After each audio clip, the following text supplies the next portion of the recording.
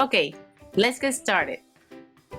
This video is gonna be very basic. It's 101 how to make shells.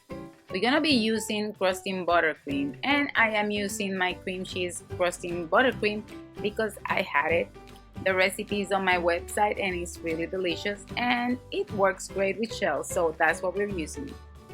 I am using tip number 21 because it is a nice tip for making shells. It has a nice size, not too big, not too small, but keep in mind that you can change the size of the tip depending on what you're doing. So if you want a smaller shell, just get a smaller tip. You will need a piping bag, so if you don't know how to make your own piping bag, check my video. I'm gonna post the link here so you can go and check it out and then just come back and keep with the tutorial. So here I am making a shell.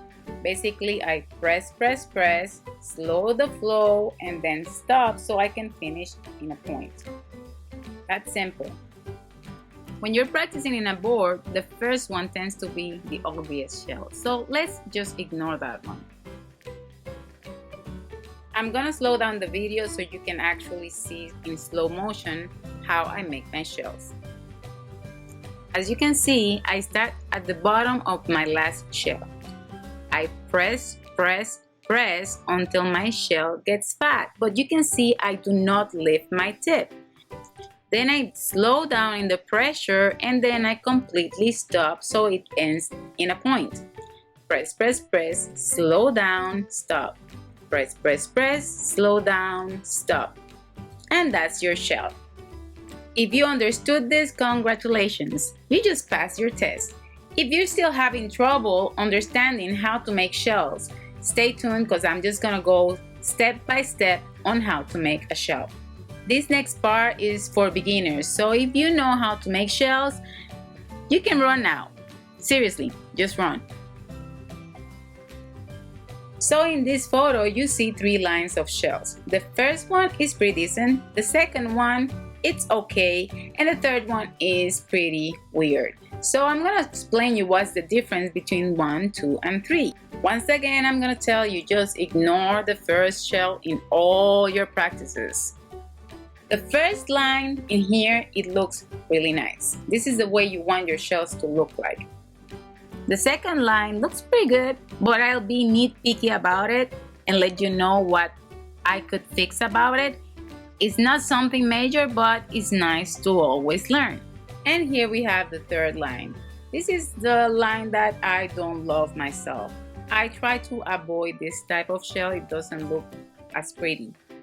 Most of the time people lift the tip and it creates a curve at the top. And this is not how you want your shell to look like. So how you avoid this?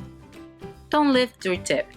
Maintain the tip at the same position all the time. That way you don't have that curl. As you see with the red lines, the less you lift your tip, the smaller you will have that curve. Now, if you were wondering what I think is wrong with line 2, it's just a minor detail. And it's just something I want you guys to kind of keep in mind. Try to keep your shells at the same size all the time. This is a minor thing. It comes with practice, so just make sure to learn to do them all the same size. So here you have the shell. You want to press, then press some more, and then press some more at the same spot.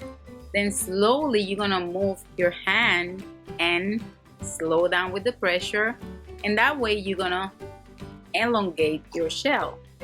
And finally, to stop, you will finish in a point. And here is the point I'm talking. One thing you want to do too is make sure that when you start the next shell, don't crowd your shells. You want to have certain separation between them so they look really pretty and you can see a whole shell. Here we go again. Press, slow down, stop. Press, slow down, stop. Remember, piping is about practice. You need to practice. So I hope you have fun with this and just know that it takes time and practice and you'll get better at it.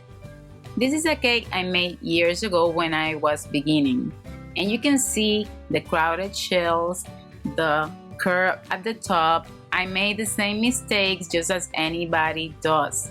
It's just a matter of knowing it, how to fix it, and how to make it better. Don't forget to check my other tutorials. Please subscribe to my channel, and hopefully soon I'll post another tutorial. Well, I hope you enjoyed that. Until next time, ta-ta!